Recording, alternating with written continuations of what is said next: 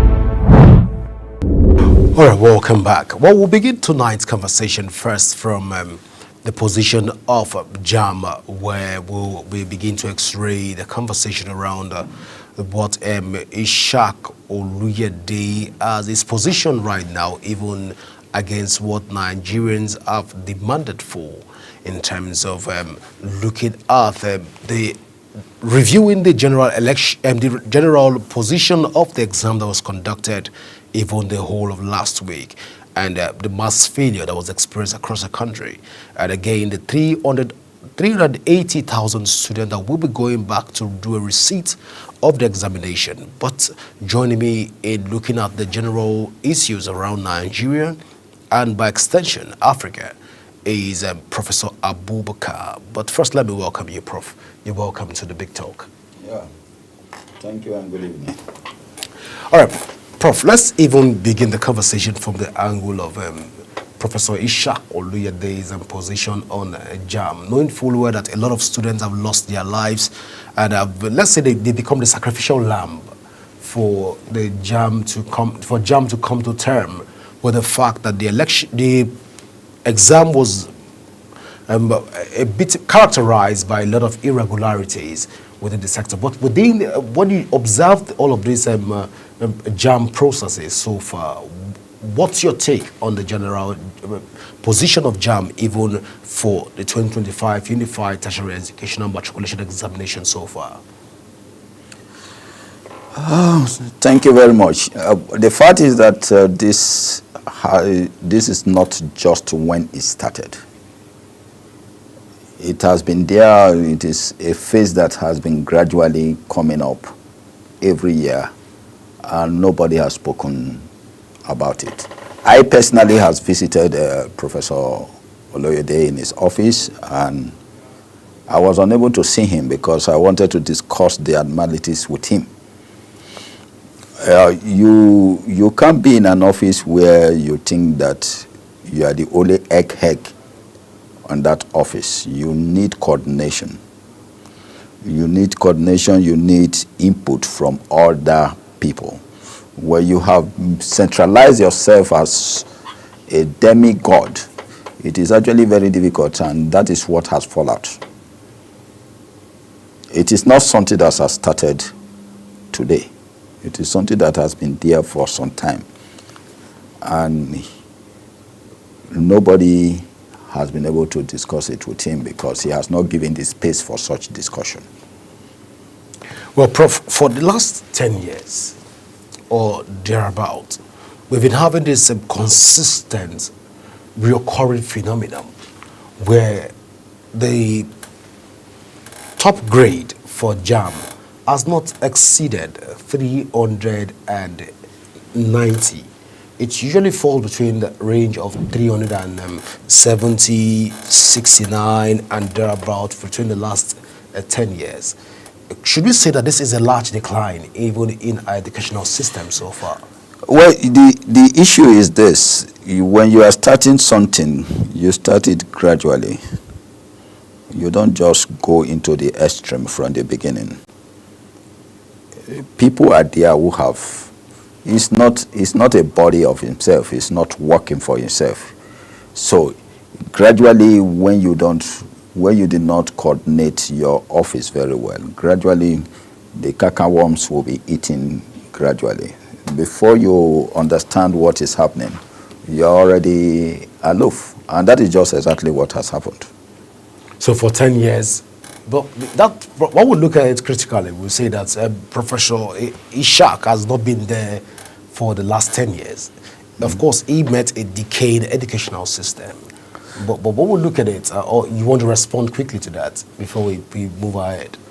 I know Professor Ojeride was there, but an element that was Mike, when he started expounding, and you allow it to expound to what it becomes, you don't blame your predecessor for it. You blame it. And I appreciate it that he took the responsibility, he took the blame. But that is an aftermath of effort.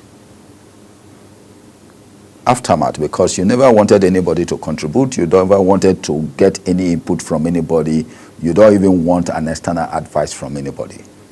It was a closed door unit, you, Olojide, and you alone.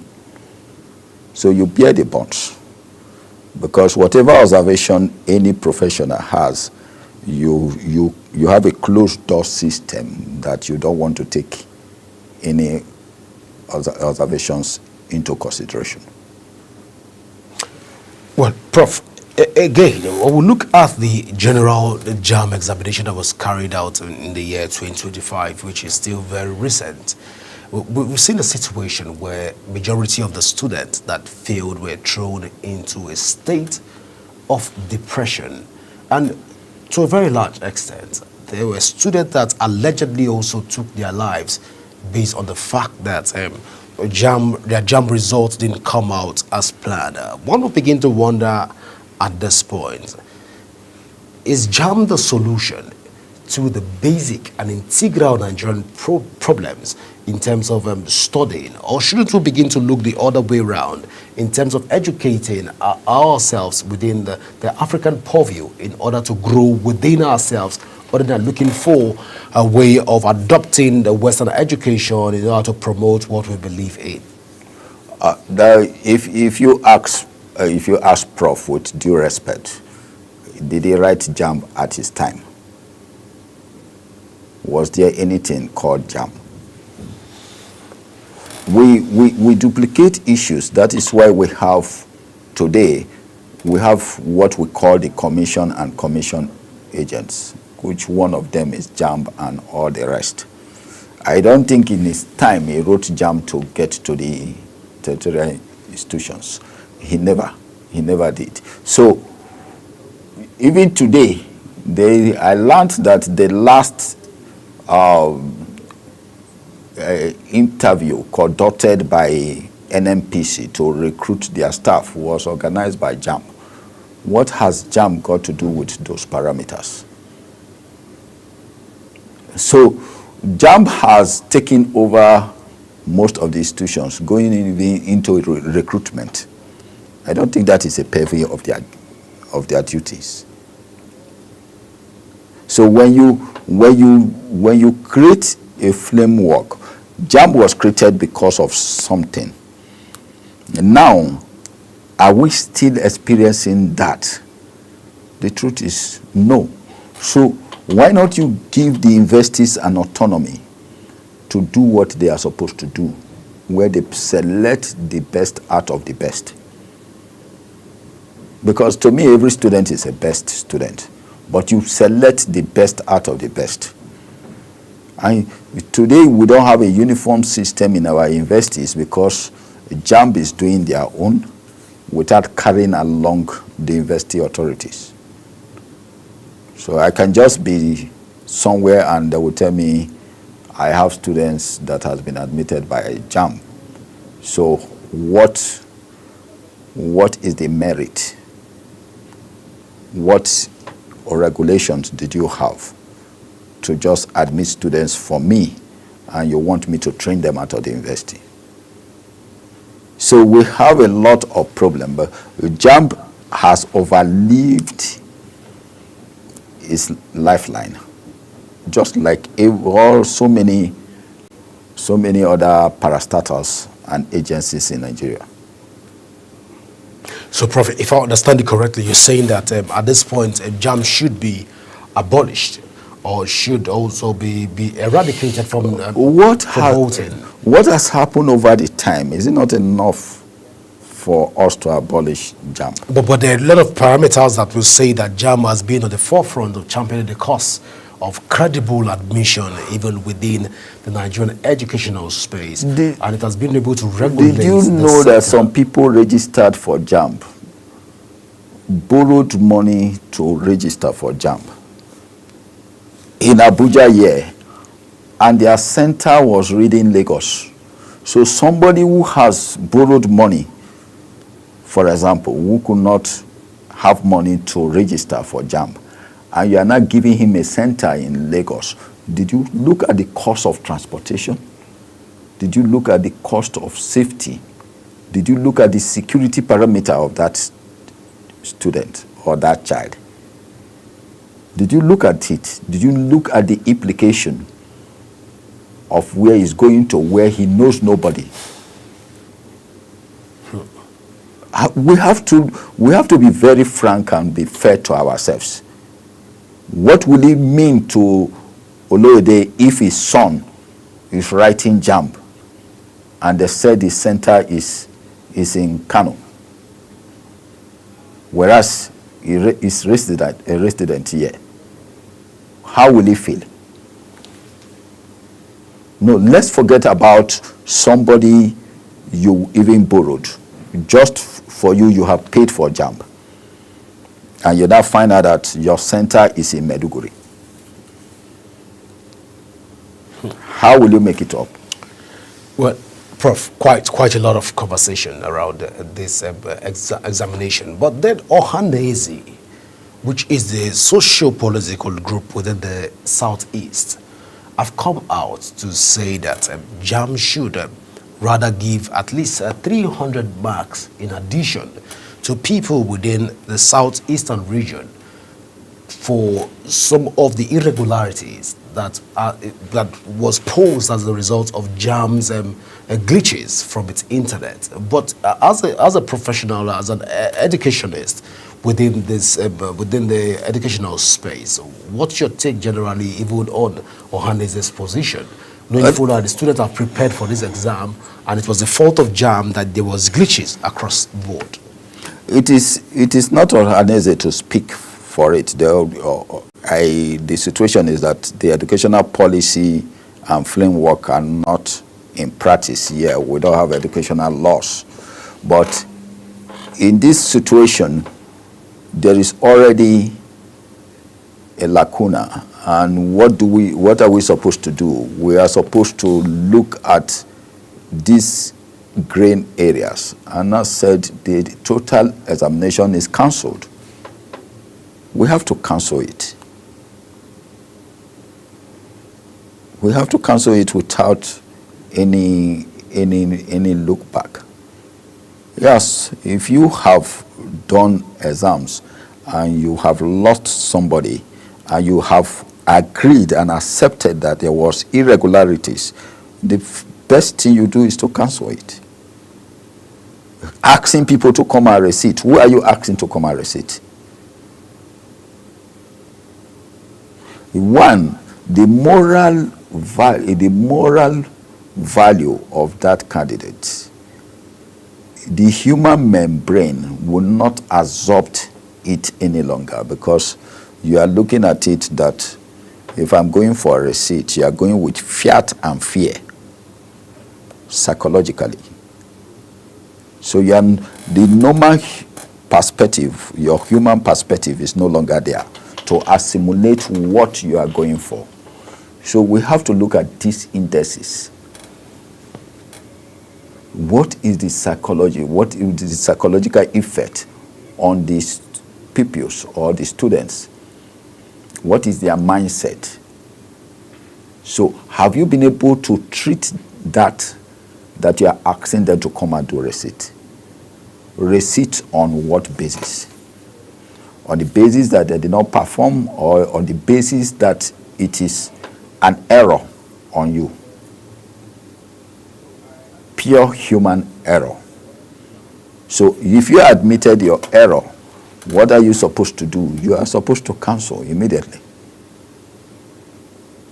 Because those who that is affecting, you don't even know the majority of them that is affecting. Not even those ones you have calculated. What of those you think couldn't make it? And they feel that they made it, that somebody somewhere has actually cheated them. Well, Prof, you've opened quite a lot of issues around this JAM examination as it stands. But let's even look at it from the perspective around most parents have fears that this exam collide with the ongoing WAEC examination, which is the West African examination that is currently going on right now. And most students that have made it through the GCE are sitting for the JAM. They've sat for JAM, but the receipt of the examination has collided with the JAM examination. It's such a scenario where we have students that are putting in for WAEC, and we have students that are going to have a receipt even for a JAM, and we have this whole exam collided with itself. What should be the best position for a JAM to put into consideration? The first consideration is the monitoring and evaluation system has failed. The planning has failed. Every other thing has collided to each other. Just what you need to do is to cancel. You cancel the entire thing. Good, take responsibility, and he has apologized. There is what other cost did you have if you lost your child? What is more than that cost? What are you going to tell the parents that lost their children in the cost of JAM? Those who were involved in road accident, have we compensated them?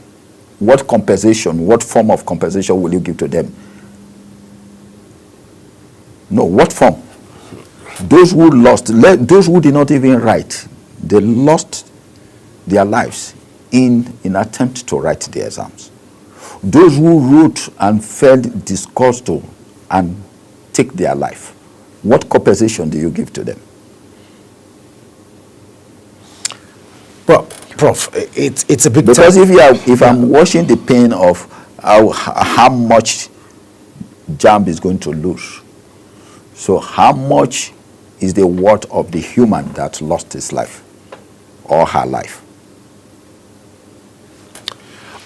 Well, Prof, in the course of the conversation, you've said that JAM has outlived its very well. purpose. Very well. We are supposed to go back to the planning and reset what JAM is supposed to be. Well, many people will not agree with you, knowing full well that JAM has been at the forefront of regulating the educational sector. Normally, people will not agree because they are beneficiaries. Or you mean where people benefit from? A lot of people are benefiting from the JAM system? Very well. Okay. The university system is benefiting because after writing JAM, you are still going to write post-UMT. So it is a win-win for all of them.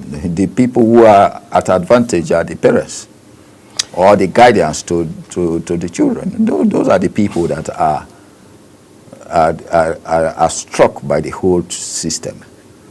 Not JAM, not the university system. Well, Prof, we saw Professor Ishak Oloyede crying the other day, just 2 days ago, and he was saying that this irregularity was from JAM's end, and they're going to see what they can do. Of course, JAM had a meeting with VCs and some other educational stakeholders. One would have thought that the education, the old JAM process will be revamped. But we see, what the conclusion rather was that there should be a receipt for 380,000, approximately 380,000 students that sat for the exam. But looking at this figure right now, a lot of students still feel dissatisfied with the outcome of JAM. That is the VCs that you call the stakeholders and JAMs are beneficiaries of the system. I'll put it clearly, you pay for JAM. Let's say you pay some fee to write JAM. You also pay fee to write post-UMT. So the universities are comfortable. It is actually there. I don't call them stakeholders. Why did they invite parents? Why must a regulation be you and you alone? The university system is benefiting. So if you are paying even 1,000 naira to write post-UMT, and you are paying another 1,000 to write JAM, are both not beneficial to the institutions. They are benefiting.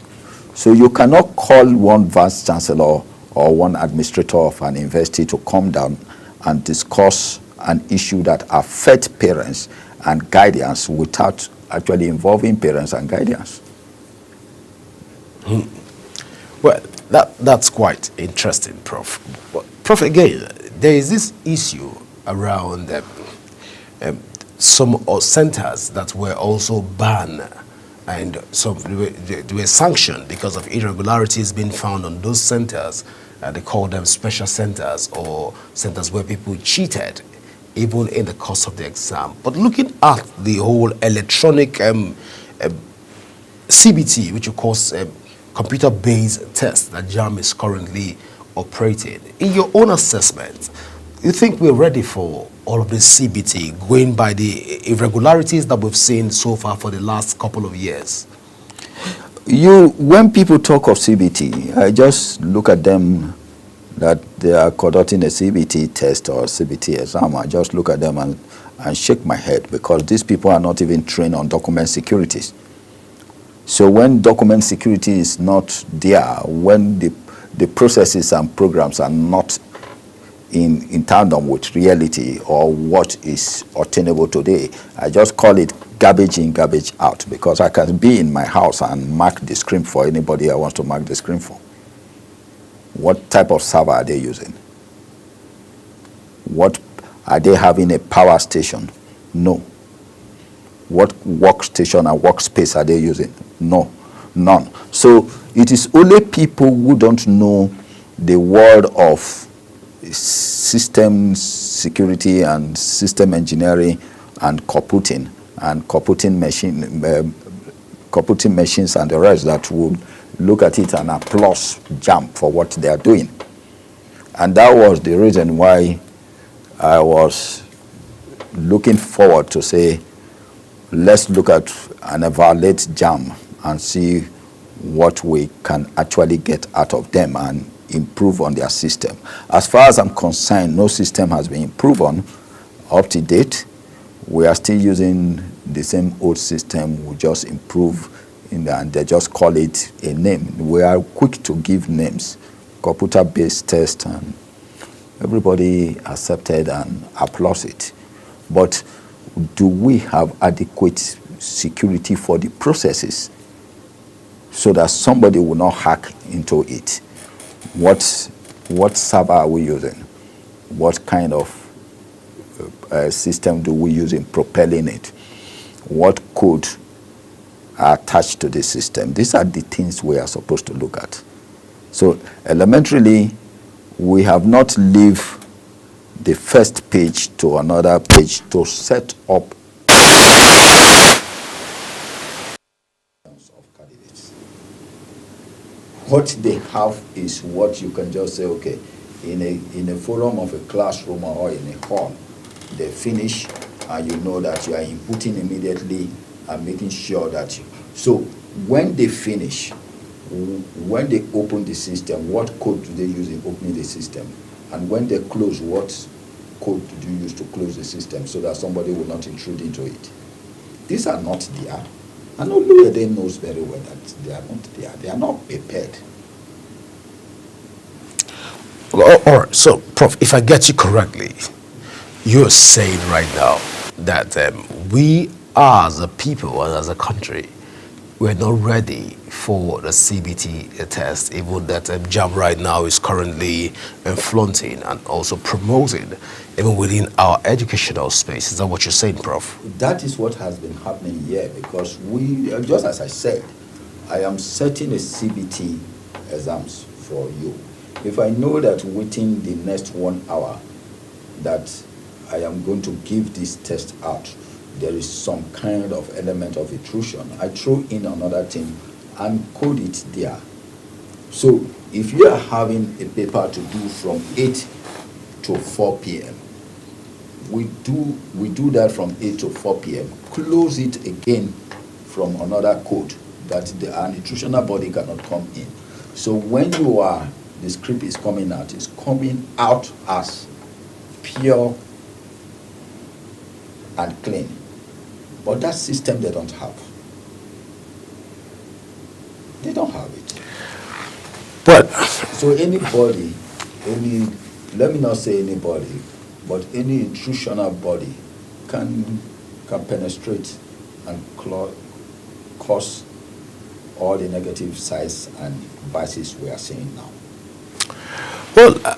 well, we'll take a short break right now because the conversation is about to even get deeper in terms of some of the policy that has brought JAM into existence and looking at what Nigerians are saying on the streets right now about some of the achievement of JAM and otherwise, which the JAM as a regulatory body for admitting students into Nigerian university, the position of JAM. We will try to also ask Prof some of those salient questions. Don't forget you can also join the conversation on our various social media. We'll take this short break and we'll return more on the conversation on the receipt exam, especially what is going on right now. We'll be able to x-ray all of those conversations. Please stay with us as the show continues in a moment.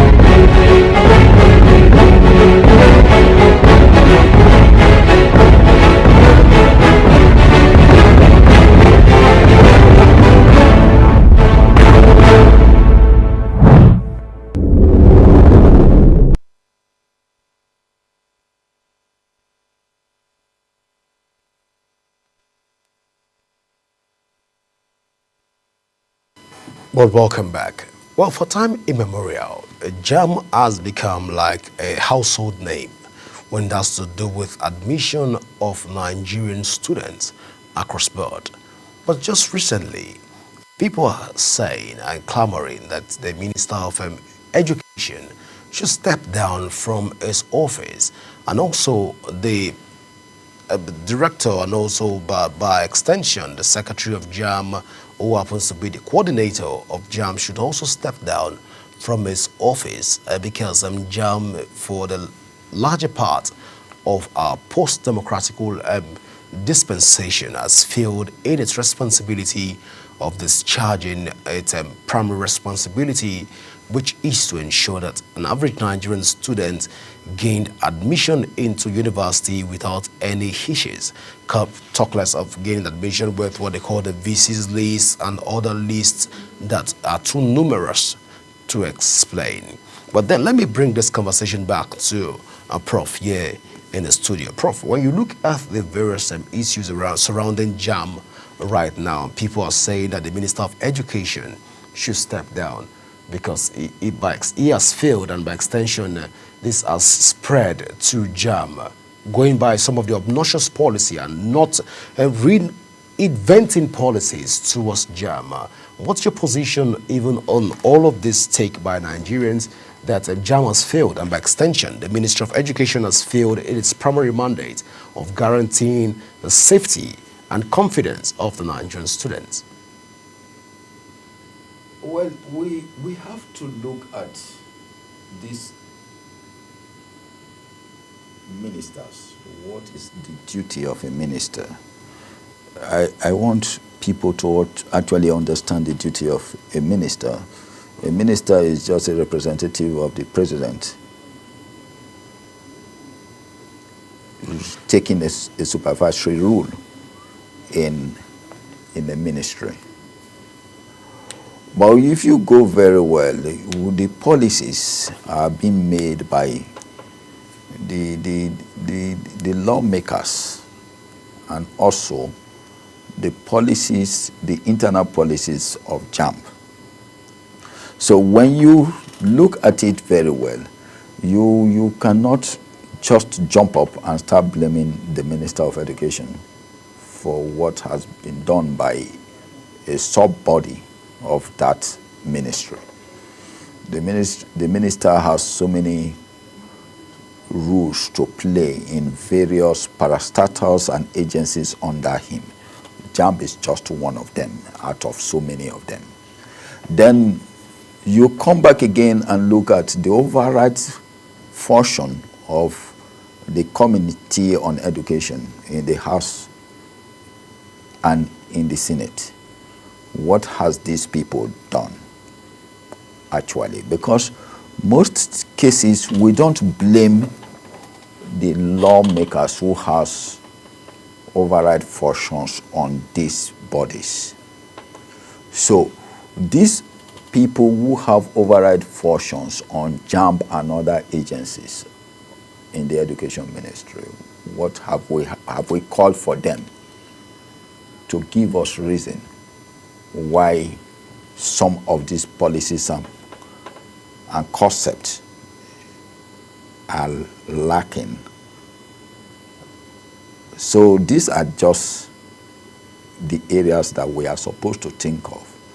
Because when you use this sledgehammer on the minister, what of the policy makers? So we are not always thinking from the other direction of point. We are not. Good, just as I said, although they has actually taken responsibility of whatever that has happened, I think we start from that key point. Then we now look at the parents and guardians of these students. What is their feeling? How do they think? And when they were calling for the stakeholders, why didn't they call these parents and guardians, even if it is a selected few of them to sit with them and brainstorm. Why the VCs? Well, Prof, when we carried out our research and also our correspondents from the field were also able to examine some of the examination centers across Nigeria, that this receipt was being carried out, 380,000 people. We realized that majority of these young people did not come out again for the receipt. Perhaps this is due to many factors that could have played out. Let's even attribute it to the rains that have fallen so far, and the rain has hindered them from coming up. But in your own perspective, when you look at this receipt examination, do you think that it still holds water? Is it still credible? And can young people still trust the system and to know that JAMB will be able to give them the kind of results that they desire, knowing fully well that a lot of them had sleepless nights in preparations for their examinations? Let me go this way. I don't think I myself will have accepted going for a receipt. I personally, if I am one of the victims, I will not have accepted, because there is no credibility in incredibility. Then who bear the cost? Do they bear the cost of these 380,000 students? Transportation, feeding, and the rest. Did you know what it has cost the parents to borne the cost of what has happened in the first segment, and you want them to bear the same cost on the second segment? It is not a tight thing that you will say, okay, the exam has been cancelled and we are bringing up this exam for everybody to write in the next few months or so. You are selecting some people to go for a receipt. If it is cancelled, it is duty bound for you to beat your chest and said, yes, I am proud of my son or my daughter is going to do well this time around. But this is an exam that everybody sat and wrote, and you are saying some selected few should go and receipt. It is very abnormal. How did you select me? How did you select me for the receipt? Why should I be the scapegoat? Why should I be a victim of circumstance? That is the question that we are supposed to ask ourselves.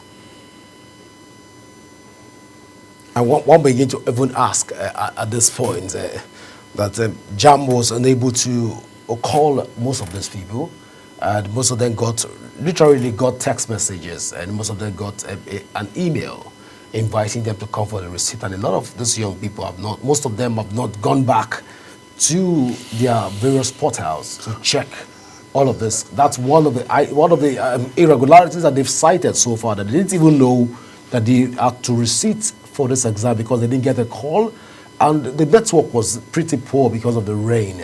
Even on days, don't we think that we should fall back to what Ohaneze are proposing, even for the eastern part of Nigeria? No, we shouldn't fall back to Ohaneze. Ohaneze is just a group. They are a socio-cultural group. They are not supposed to come into this kind of forums of discussion. This is purely something that has to do with administration and management of an academic body. But what we are saying is that you can't look at people and say, no, I'm taking you, because what they have portrayed is just like, I'm taking you for a ride, you can't do anything. But they forget that these same students, these same pupils, can't take them to court. You understand me? And said they were actually shortchanged. Are we mature to that point in this country? It's not about maturity. It's about the value system. So it's not maturity. It has to do with value system. Where you Is get it a admission, clear we have a defined- situation where we get admission to Nigerian university and you're told that you cannot sue the university even for irregularities. No, you have a right to sue the university for irregularities when proven. Very well. One of the things that we have here is the fiat we have and fear of the unknown that we have, and said, you caused your problem, you carried your problem alone. And our judiciary system is not encouraging anybody, because that kind of should will start today and not end in the next 10 years. So why bother yourself on something you know that will not end in the next 10 years?